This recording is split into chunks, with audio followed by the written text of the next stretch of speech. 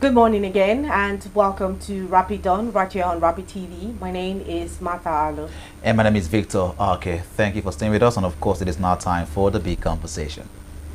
Of course, on the big conversation today, we're having conversations centered around the weather. And you would agree with me that it has been terrible in the FCT in Lagos State. In fact, I saw one very popular celebrity talking about the fact that he left Lagos to come to Abuja to escape the heat in Lagos. Yeah. And he's right now regretting his choices. decisions. And I'm like, is Lagos to Abuja, London to Lagos? I don't understand. How do you escape from the same country? How do you escape the weather from one place, especially for a city? And I was saying to myself, I think it makes sense because Lagos is very crowded. So it only makes sense that there will be hotter than here. Yeah. But for a city that has like less traffic, less people and what have you, why do we experience the kind of heat that we now experience? Some people have attributed this to climate change. Okay. Some have said it's because an environmental swap or environmental change. It has to do with lifestyle, how we live, how we care for our environment.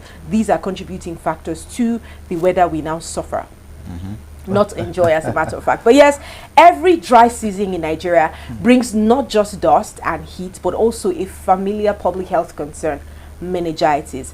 And now in the recent days, the Nigerian Meteorological Agency and Nigeria Center for Disease Control have raised alarms about increased risk conditions for meningitis outbreaks, particularly across northern Nigeria. Now this is happening at a time when temperatures are rising. Heat stress alerts have been issued in several states, and the country is again confronting the complex relationship between climate conditions and public health. So we have a number of questions we'll be answering today, and the big questions are we better prepared than we were years ago? Because we know that we're coming from a point where we used to suffer this thing called meningitis a lot. You'd see children deformed because of that, and it's been a lot. We've been fighting that for a long time. So the question is, are we better prepared right now to fight meningitis as a country? What regions are most at risk today, and what should Nigerians be doing right now to protect themselves from falling for these health hazard, which is called meningitis? Right. And to have that conversation with us today is Dr. Olayinka Badmus. Good morning to you, ma'am. Good morning. Thank you for having me this Yes, evening. she's a public health physician and health communication specialist, and she's brought a lot of, like, your colors are so beautiful, and I believe that's what you're adding to this conversation Very today, true. throwing more light into these questions that we have Right. to answer. But once again, thank you so much for joining us on the show, and we're delighted to have you here. Thank you so much for having me. It's Welcome. a great pleasure to be here. And yes, it's been really, really, really hot. Really hot. Really How hot. have you been coping with the weather, though? I'm an indoor person, Okay. but there's also the flip side of not getting enough sunlight and having okay. vitamin D. D deficiency. But it's really, and it's challenging more for Muslims and some Christians also fasting. Yeah. So you can't even hydrate. So most important thing is choose when you need to go out. Stay in a cool, dry, cool place, Okay. and you don't hydrate. Use sunscreen.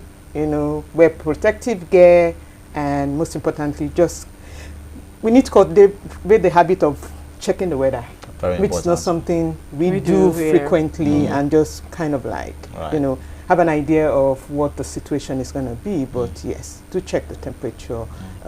Depending on what you need to do. For someone like me, I avoid school runs. Oh, so who now does it? So those are Well, that's like a hack for you. yeah, so things you can delegate and minimize the risk on yourself. But, yeah. Like, you talked about vitamin D, and from what I know, vitamin D comes from the early morning sun. I mean, but beyond the early morning sun, I mean, almost every day now you see this heat. The sun is so hot.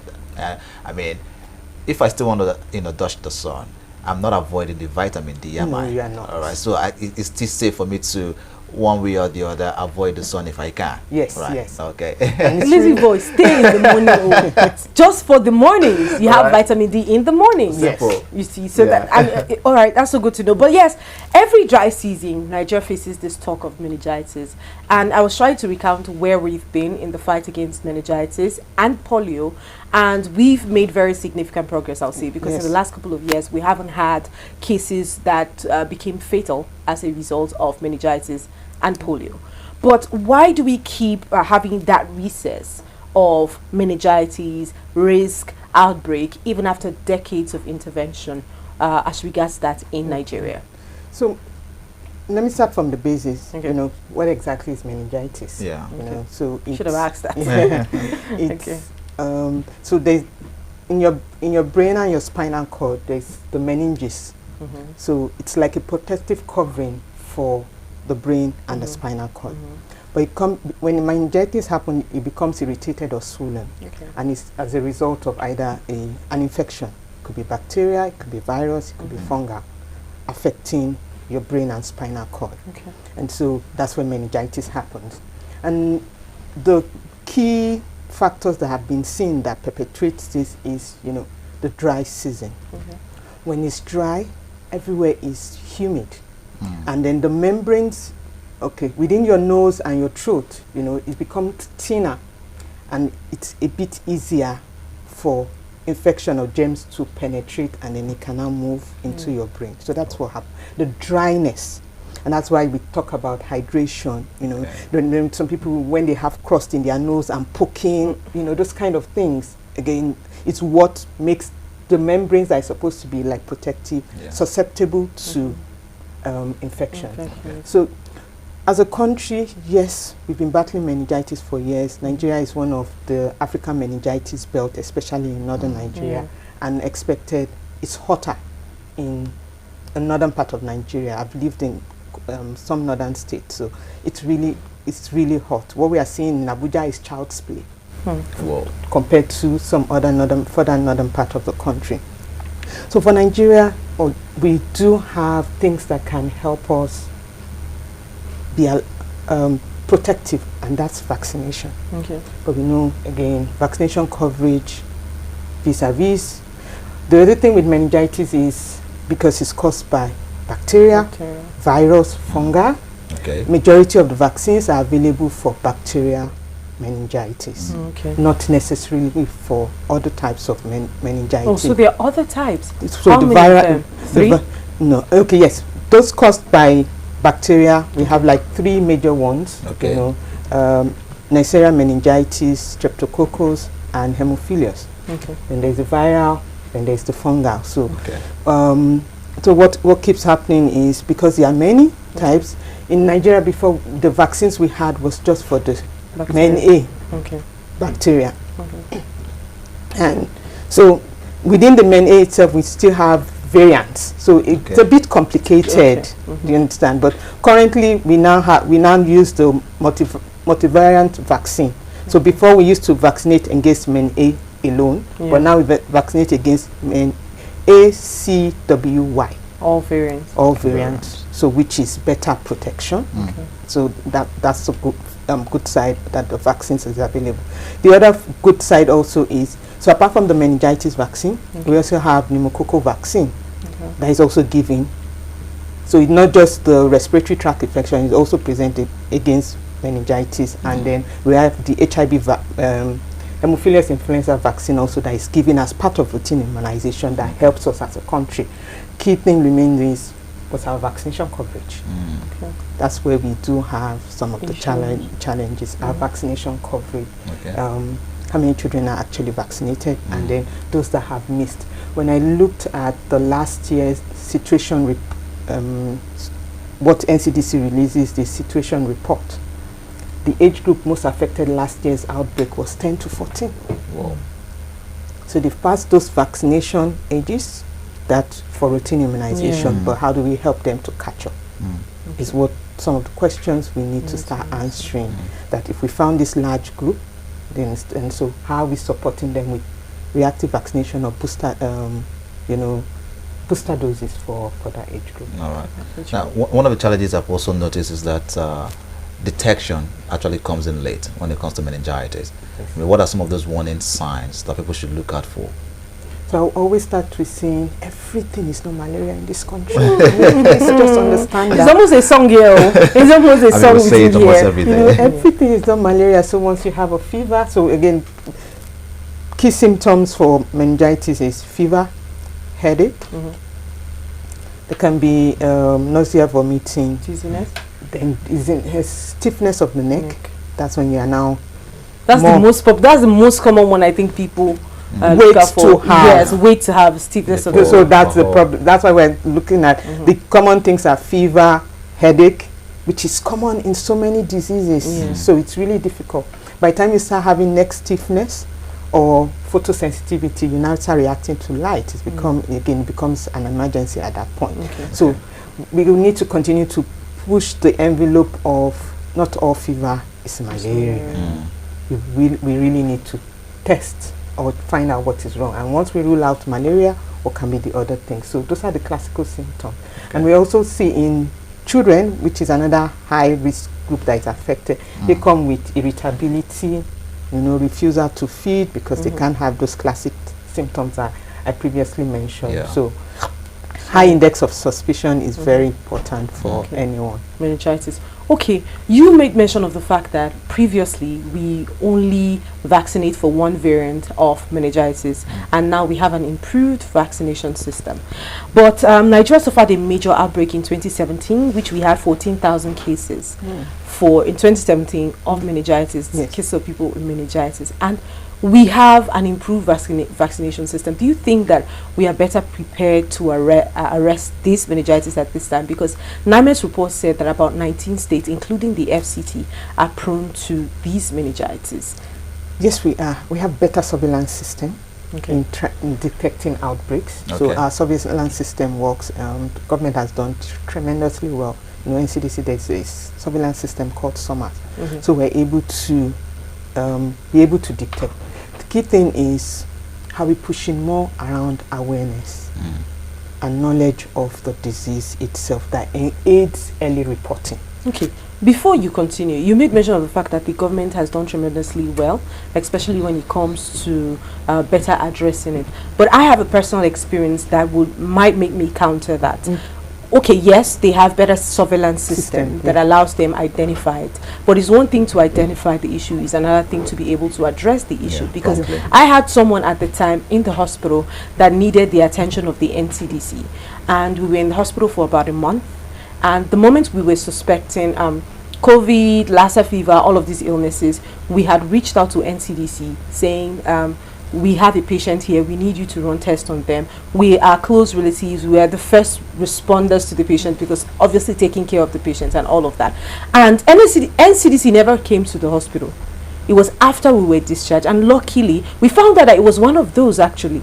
And because we self-medicated by being on antiviral drugs that messed up our entire system, that's the only way we were able to be saved from that situation. So think about it. How many other Nigerians are out there who identify the problem and reach out to NCDC? Yes, you have a better surveillance system, but do you have a system that allows you to act proactively when you identify the problem? It's much more than identifying it. Yeah.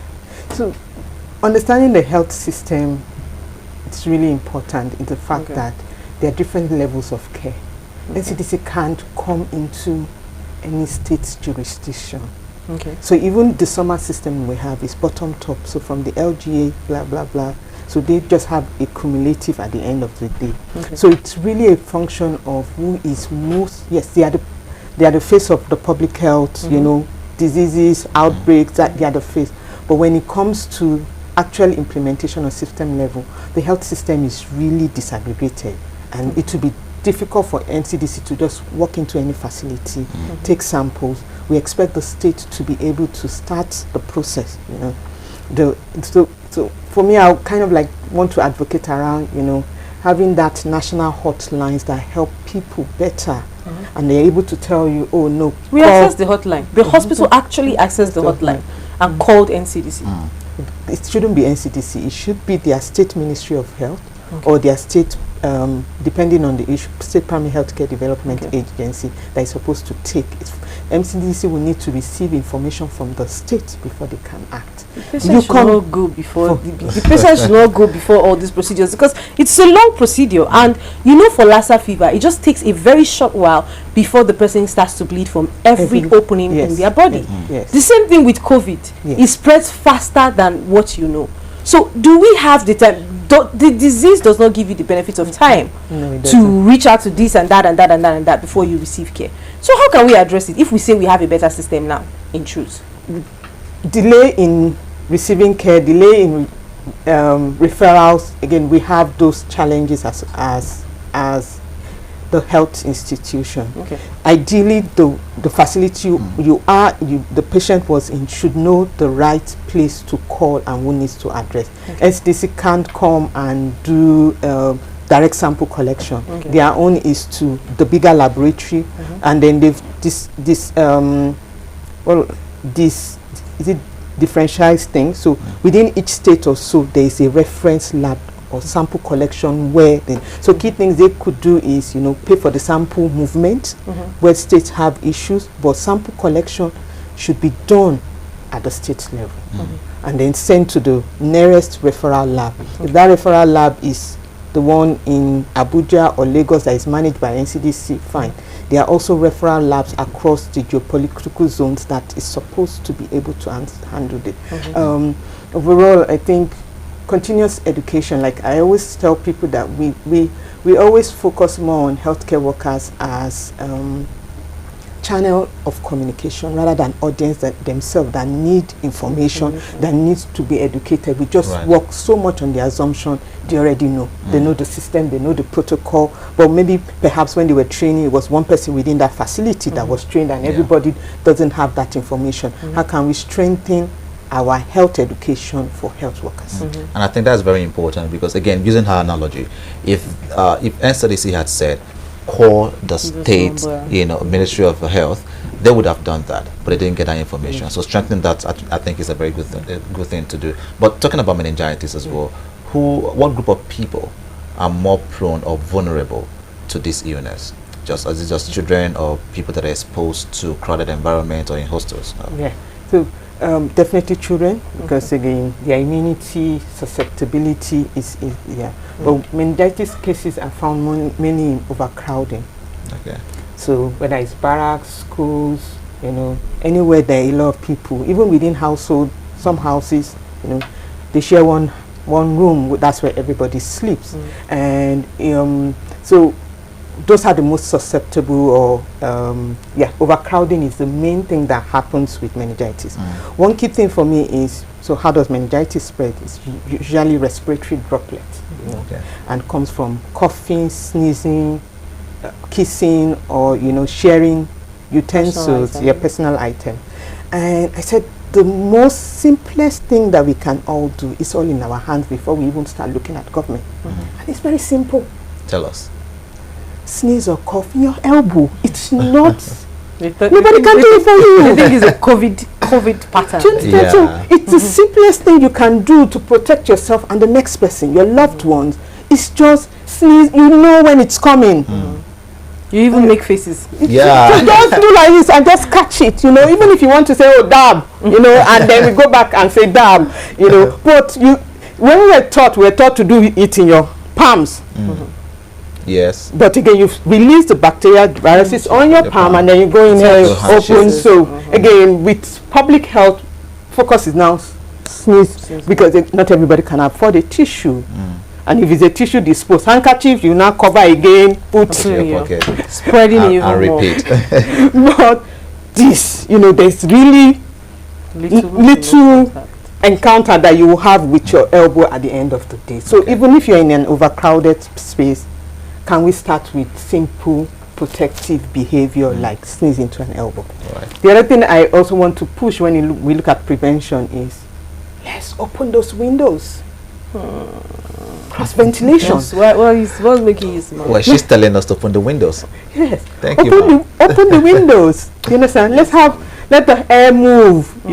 Again, droplets can stay for a while. And so the only way they can move is, free flow of air. And I say this, some years back, I was walking around the village in Bauchi and then saw houses, mud houses. And if you see that window, very tiny like this, and that's all they have. And I'm like, how do you breathe? How do you guys want to cope? So again, when it's not major cities where you have, urban and planning that draw the map of what you want to build and somebody inspects, but we need to start passing on that information. Even if it's a mud house, there should be 2 windows. There should be 2 windows that allow scrub, and then please just open it at a certain point in time, and then we can. These are simple things I believe people can start doing on their own. Right. You know, you talked a bit about hygiene. During the COVID era, there were lots of personal hygiene that was advocated for, and many Nigerians or people around the world actually paid attention to it. But right now, it seems like that habit, we're dropping it aside because, in quote, COVID is gone. But we have the outbreak of meningitis. Lassa Pipa is there. Share with us some hygienic activities that we need to engage in to ensure that we either prevent meningitis and other diseases that are to be to be seen within this season as well. Yeah, so first one, like I mentioned, is that cough etiquette. Yeah. The other one is hand washing. Hand washing. So people also put it in key bucket before and after you eat, before and after you go to toilet. Again, yes, because as a medical personnel, you know, again, we were always washing hands. Like my kids come back from first thing when you come home from wherever you're coming, go and wash your hands. You understand? So again, just part of that habit. Ideally, if you sneeze inside tissue or handkerchief, go and wash your hand. But hand washing is another thing that would prevent so many infections that we see. And it's sometimes I wonder how we can make it, you know, routine. How can we get that vibe back of, you know, this basic hygiene methods? The other thing is waste disposal, waste management within our houses. You know, ideally, don't close your kitchen in the night without touching your dustbin outside. But again, how many of us do have a black nylon to put? So we need to also look at what's realistic. Cleaning, you know, and I also want to bring in the animal sector lens. Some people live with animals. You know, hand washing after touching your animals is very important before you move into the next thing. So key things are around hand washing, cough etiquette, personal hygiene, environmental hygiene would go a long way in preventing most infections that we see. All right, you know, you were talking about vaccination and how I'm hammering on vaccination because, I mean, why do we need to talk about managing it when we can't talk about preventing it in the first place? So we have talked about how we have advanced in vaccination systems and what have you, but why does the northern states still remain at very high risk? Before now, we know that most of the, I may not have like an exact data to that, but you can see it on the streets every day, how physically defamed they have become because of polio, meningitis, and some of the other illnesses. So the north remains a very high point and high risk point for cases like meningitis. What can the government do in distributing these vaccines to states equally to make sure that they receive the same number of attention, kind of attention and care as in the urban areas, not just in the north now, even rural communities who do not have access to proper healthcare and vaccination systems? So key things, there's a routine immunization, which we expect that people walk in and get vaccinated based on, you know, your child's schedule, age. So that's a normal thing that's done. So taking it a step further, there's always outreaches, reactive vaccination campaign, or, you know, non-polio SIA, whatever again. So those it's been looking at the data that helps us to know where the gaps are. So there's targeted vaccination campaigns outside the routine schedule to help close the gap and further improve our herd immunity, you know, so that again those outbreaks will reduce. And then when there's outbreak itself, there's also what we call the reactive vaccination campaign. So based on again certain parameters, they might decide to go and do a ring vaccination in the affected community as well, just to curtail the outbreak. So there's there are different methods of vaccination so that no one is left behind. That has been the focus of the government, leaving no one behind as much as possible, and focusing on data would always tell us where the gaps are, which LGA, which communities, have still not met and then they organize vaccination campaigns to close the gap. All right. Thank you so much for that. We're already at the half of the hour, so we need to go out on a very quick break, and when we get back we'll keep up with this conversation. Please stay with us.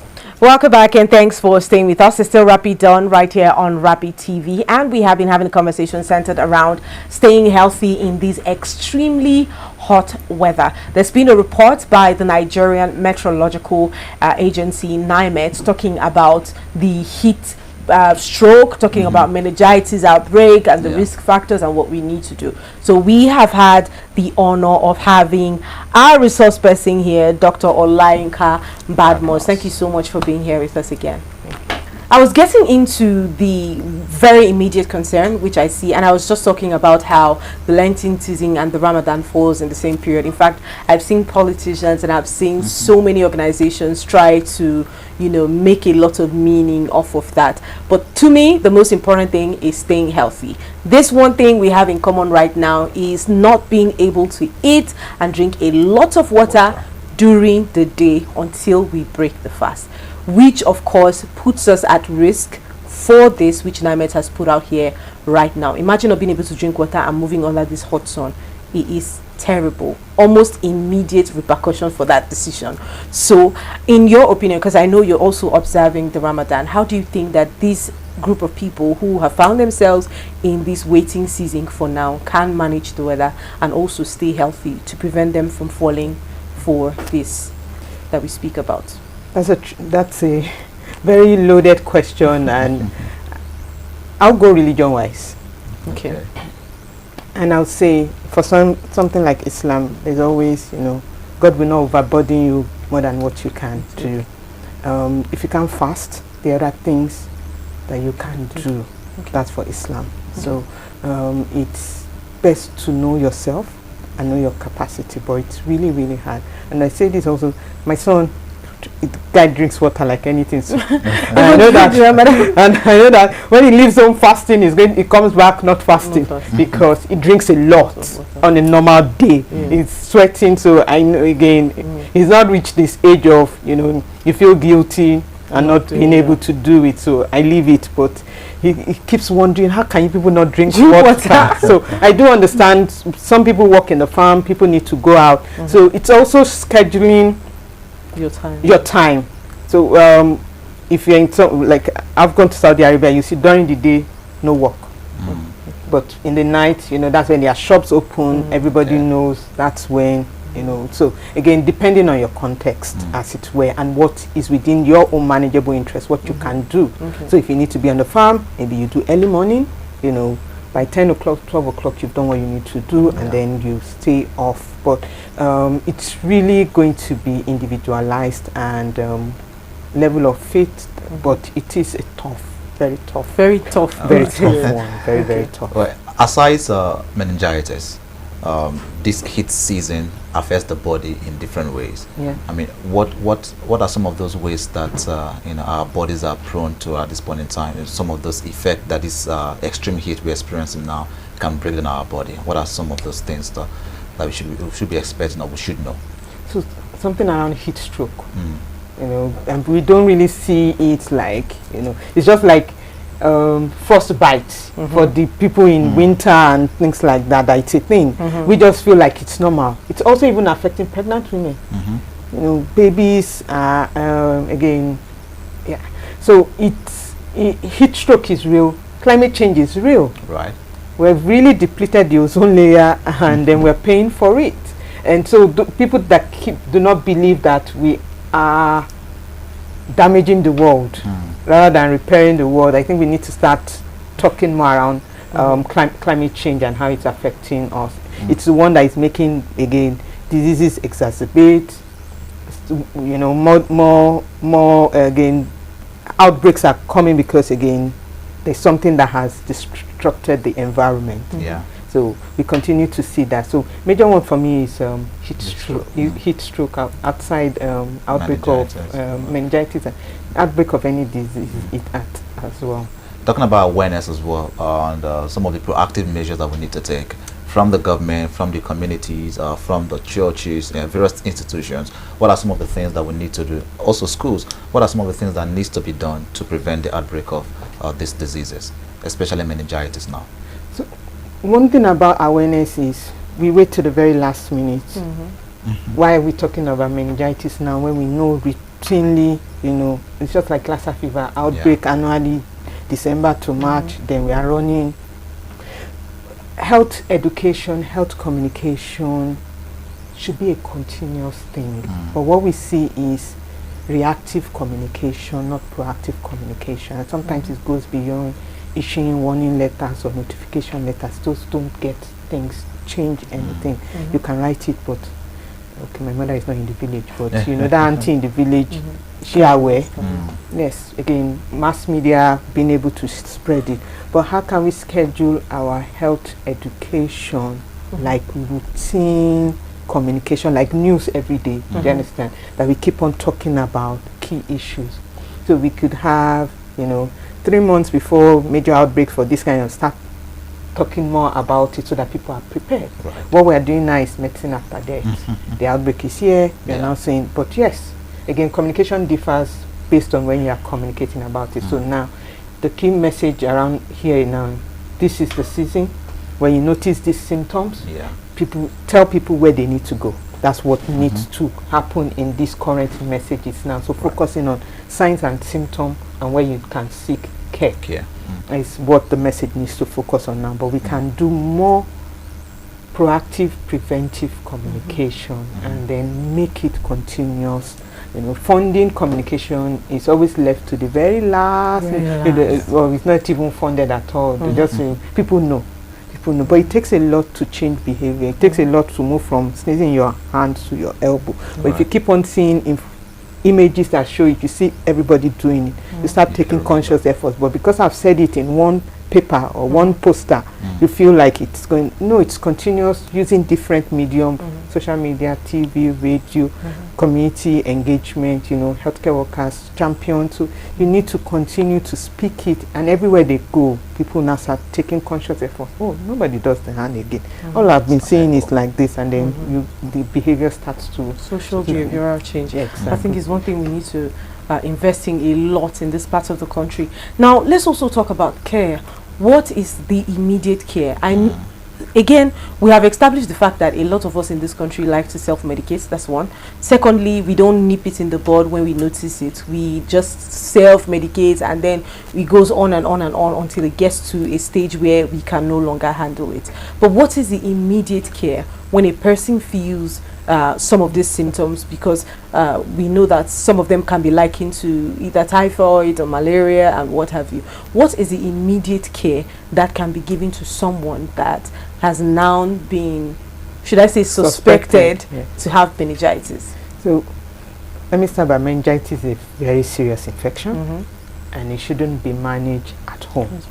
So the first thing is get to the nearest hospital. And I would want to say, a tertiary center, because diagnosis is by spinal tap, and it's not something... A delicate procedure. Yes, a PHC can do. So then how to...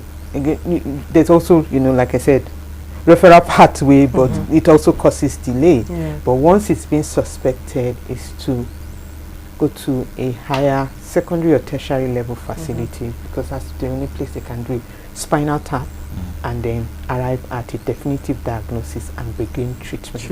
It needs to be IV treatment, so it needs to be hospitalized care. It's not something to manage at home or at a PHC. It's not to press the neck with hot water and put rub on no, the neck. No, that's not how to care for it. But yes, seeing the delicate nature of this treatment, we also know that it will be cost implicative. Now, the treatment for meningitis, how accessible is the treatment? That's one. And secondly, how affordable is the treatment for meningitis? So it's going to be secondary or tertiary level of care. number of days in the hospital. Spinal tap is not a routine procedure. It's almost like a surgery. So yes, because again, very sterile procedure. So it's going to cost. Yeah, it's going to be expensive.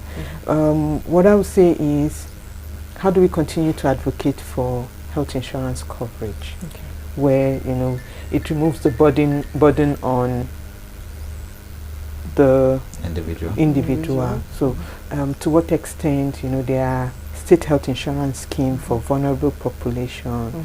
There is mandatory insurance also for any organization that has at least I think 10 or so. Are we ensuring that financial protection is shared, because any illness really can run anyone bankrupt in this country. So yes, it's going to cost, but there might be some hospitals also have some level of subsidy they might provide. But most important thing, we always say what? Prevention is better than cure. Yes, the vaccines are free. So why don't you take that option rather than looking for a solution when it's treatment? Almost fatal. Just to conclude on the conversation now, what are some of the things that Nigerians need to be taught? What are the things that we need to remember or to do to stay healthy within this season? So it's very hot. We are all feeling it. Anybody that says they are not feeling it, we need to check that person. So key thing for us to stay healthy is, one, if possible, check the weather forecast. Just have an idea of how the temperature is going to be. Wear loose clothing. Loose clothing, comfortable, breathable fabric. Depending on the kind of job you do, if things can be done earlier. Now you see nowadays the sun too doesn't come out earlier. It's kind of like also telling you guys that do what you can now. I care about you because I use inverter and I'm like, okay, waiting for the sun to come out. Exactly. So in a way, whatever you can do at early hours of the day, depending on kind of job you do, hydrate well, and make sure that you're in where it's a cool shade, well ventilated area, and obviously the personal hygiene things that we've mentioned around cough etiquette, washing your hands, but loose clothing, hydrate, and then shade as much as possible. Very important. Thank you very much. Thank you so much, Dr. Olayinka, for joining us on the show today. Dr. Olayinka is a public health physician and health communications specialist, and delighted to have you here. I'm hoping that we all are able to implement this into our daily lives. It's important that we take conversations like this seriously. And remember, this morning we talked about dress weather appropriate clothes. Exactly. You cannot leave your waistcoat for when it's raining. Leave your pretty sweatshirt and all of that for when it is raining and when you need it. So that, because I see people wear boots and I'm like, where are you booting to? This weather is too hot for that. Weather appropriate items, and I think that that's one of the easiest ways to survive while you also maintain proper hygiene and stay hydrated. Very true. And just like you mentioned as well, prevention is better than cure. And so as much as possible, ensure that your children are vaccinated. Even you as an adult, also get vaccinated. I'm sure there are vaccines for adults, right? For this. Yes, so I've taken meningitis vaccine. I lived in Maiduguri for a while.